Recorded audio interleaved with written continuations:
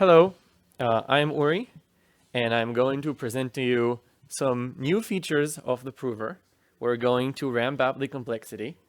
We're going to now verify a system that includes several different contracts. As an example, we're going to use, it's not full screen. It's good? Yeah.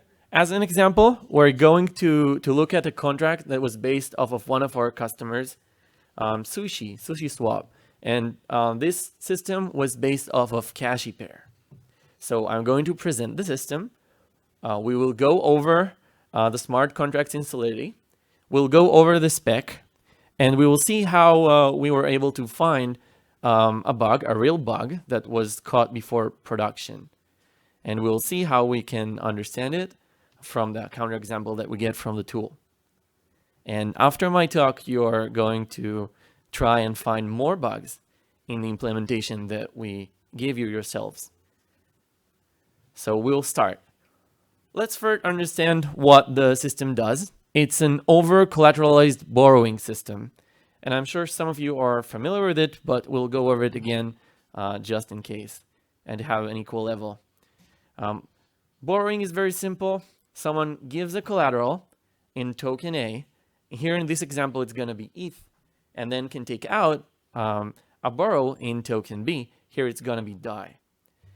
And the Sushi Swap borrow system is an over-collateralized system, meaning that the value of collateral that you put in has to be greater than the amount of borrow that you take out.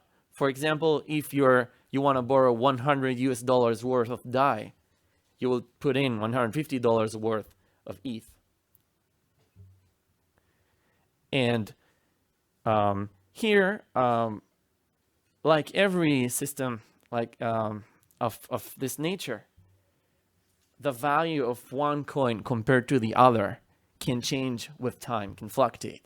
Right? For example, now the euro is worth almost $1, right? So it can change. And what happens when the collateral is now worth less than the amount borrowed? Then we say that the account is not solvent. And then you can liquidate that account, meaning someone can pay the borrow and take the collateral out. Yes. And which is exactly what we're going to see in the smart contract. So you can follow this example. It's found in tutorials in the path that you can see above me. Just a screenshot. As I said, we need two different tokens for the system. One will be the token that we give as collateral, and the other is the token that we take as a borrow. And besides that, we have an oracle that tells us what is the conversion rate between those two tokens. In addition to that, the system also keeps per address the amount of token that this address borrowed and the amount of tokens this address put down as collateral. And here we see the definition of solvency in this simplified system. We just want the amount of collateral to be worth more. We're not taking any greater factor. We don't have any other limitations of time, and we don't have any fees. This is a simplified system. A very easy criteria if you're solvent or not. Let's see how can we interact with the system. A user can borrow, meaning they have to give collateral to the system. And the way that we check that the user is able to borrow is that we update the amounts, and after the update of the borrowed amount and the collateral amount, we check, would the user be considered solvent or not? And if he's solvent, that means that the borrow is safe, and then we finalize the transfer. And we do the exact opposite when someone wants to repay their loan, their borrow, right? So in order to repay, you give back the borrowed tokens and you take back your collateral. One thing to note is that you don't have to repay the entire borrow at once. You can repay it in parts. And again, it should be safe because after each time we check that you are still solvent. And finally, as I've said before, someone can liquidate you, meaning they can take your collateral out by providing back the borrow to the system. So we zero out the amount of borrow and collateral for the account that we liquidate, and the address that wants to liquidate it provides the borrow and takes out the collateral. We also have a more advanced feature in this example. We have a feature to call several actions sequentially in a batch call. We're providing an array of actions, and each will be done independently, one after the other. What we can do in a batch call are three different things. We can borrow and repay, which makes sense and is expected, but we can also call an arbitrary contract with an external call, provided that that external contract is not one of the two tokens that we're messing around with for safety. That's a convenience function. Here we have some more details. We have an enum at the top that can tell us what the action stands to do, and so on. Are there any questions about the system or the smart contracts that constitute it? So let's think about the specification. Unlike previous systems we've looked at, now we have more components, right? We have the borrow system itself, but we also have two tokens, and we also have the oracle. Let's see how are we dealing with that. At the top of the file, and now I'm looking at the specification file, we see we are having two using statements, which are similar to how you import files in traditional programming languages. So here we have two very basic implementations of ERC20 tokens. They have nothing special about them. This is why we call them dummy ERC tokens. No fancy features, just the bare bones. One of them we decided to treat as the collateral token, and one is treated as the borrow token. So we gave them the correct aliases. And here you see that in the method block, we are using them. We refer to them, and then we say we want to check the balance of the collateral token or the balance of the borrow token. And we're going to see that used again in the rules to follow. Unlike the two tokens, we are also using an oracle, but we don't want to make any assumptions on how the oracle works. Oracle can give you any number, right? And we know that oracle manipulations attacks are common. So we want to tell the prover that any possible conversion rate can happen. We have no way of knowing how the oracle works, and we don't know how to model it. And here we're using a feature called summarization.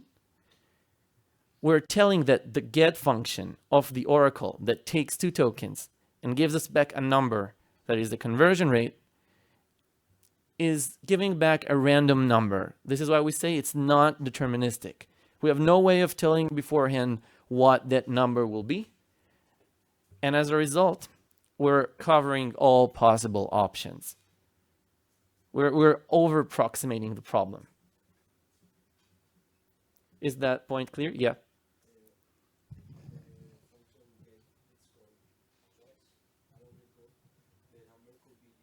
Yes, the number is not the same if you call it twice. It's always random by using that magic word.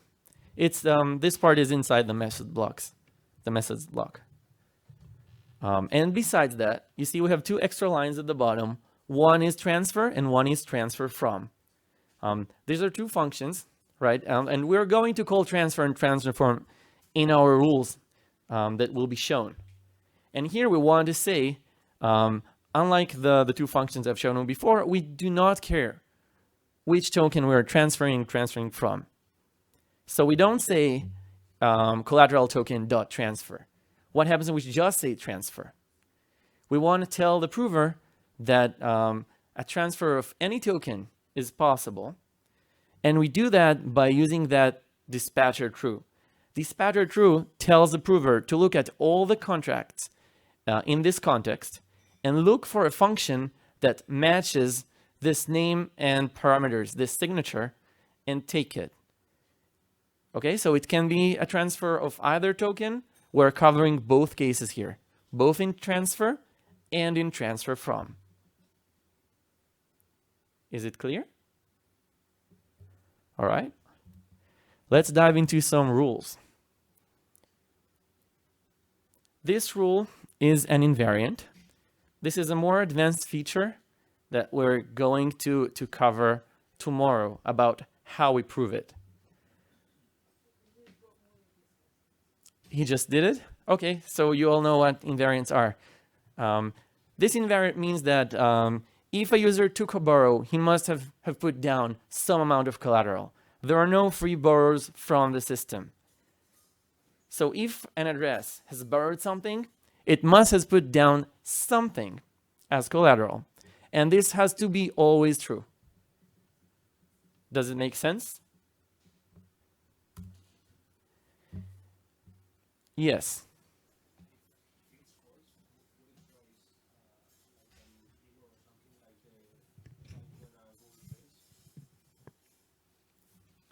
The question was, what happens if the invariant fails? Did I get it correctly? A counter example will be output, and it will give you a pre-state, and will show you a step which violates the invariant. So you start from a state which holds the invariant, you call a specific function with specific inputs, and then you see how it's broken. So just to make this clear, so the invariant is checked on the constructor. It must hold on the constructor, and that's like the zero state, the initial state, the zero part of the induction. And then for every function in the contract, every external or public function, the invariant is assumed. The function is analyzed, run, and then there's a check that the invariant still holds. So when you see a violation, you will see all functions are being checked. It's like a parametric rule.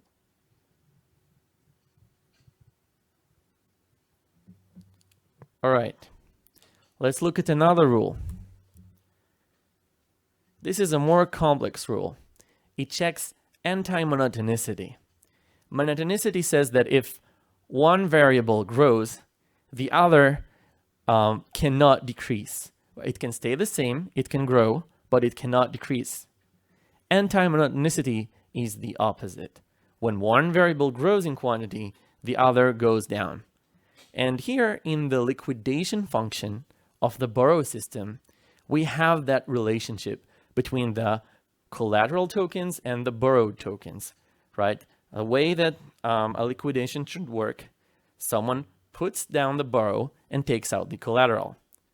If we look at it from the point of view of the borrow system, the amount of borrow should go down, and the amount of liquidation should, sorry, I said the opposite. The amount of tokens, of the borrow tokens should go up because they're repaid, and the amount of liquidation tokens go down because someone else took them out when they liquidate. Okay, so one goes up, the other must go down. And if we look at the assertion in line 86, we have this double implication, meaning that we require that if one of the two is true, then the other must be true. They need to be true together or false together, just like in logic. Does that rule make sense? All right, and here at the very end, we have something a bit technical, but very necessary. So we gave two aliases to the two tokens. One we designated as borrow token, and one we designated as collateral token.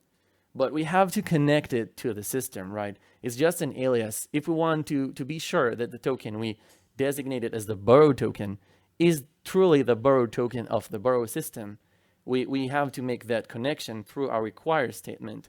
A borrow token is just a function that returns back the ID of the token we use as borrow. And here we require that they match their role as we wanted them to be. Any questions about the specification? So let's see. I don't have a lot of time, so I'll just show you what are the results. You can run them.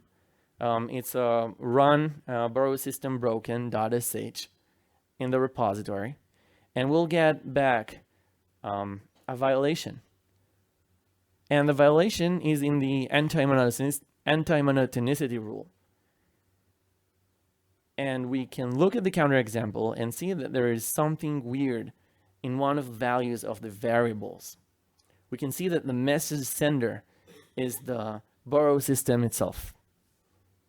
And that looks like nonsense, right? How can the system call itself? But it can, because we have the batch function. And the batch function has an external call, right? Nothing prevents someone from calling an external call back to the borrow system itself. What happens when we do that? Let's look back at the code of liquidate.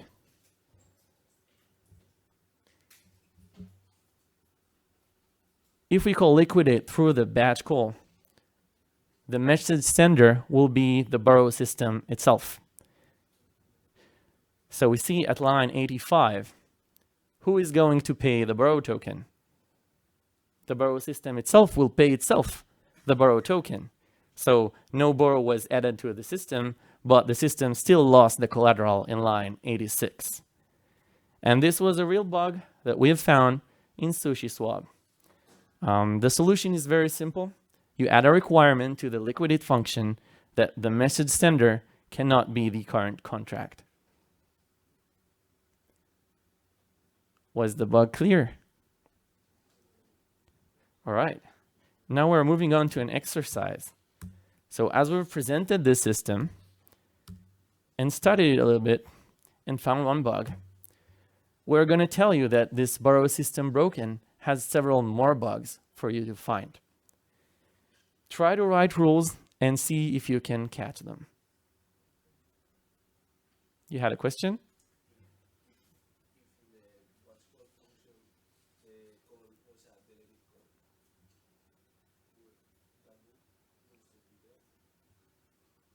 You mean instead of using call, using what?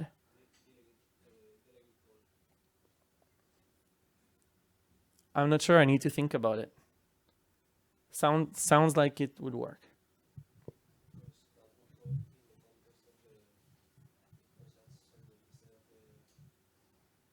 Sounds like it would work. Sounds like it's another set of potential bugs, right? Because delegate call is on the storage of the calling contract. That's very dangerous to do if it's like to arbitrary contract.